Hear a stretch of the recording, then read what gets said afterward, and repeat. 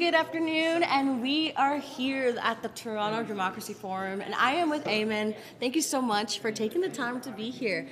So can you just tell us a little bit about yourself and what brings you to the forum? So I'm Ayemen Fatima. I'm from Hyderabad, India, and I work with Students for Liberty as their associate director for international programs.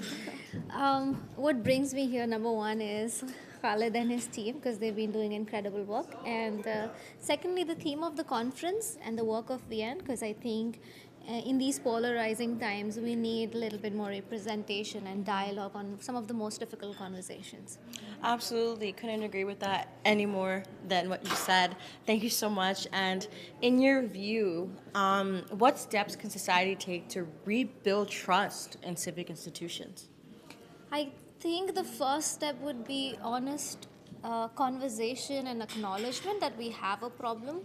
We can't just focus on the amazing things that free markets are doing or progressives are doing or libertarianism is doing while discounting the real suffering that's happening of some of the other people. So I think acknowledging the problem is important. It's important to start the conversation. And then the second step I would say is having accountability. People are electing officials they trust in, but the moment they get elected, there's this loss of accountability and there's no more touch with what's happening on the ground.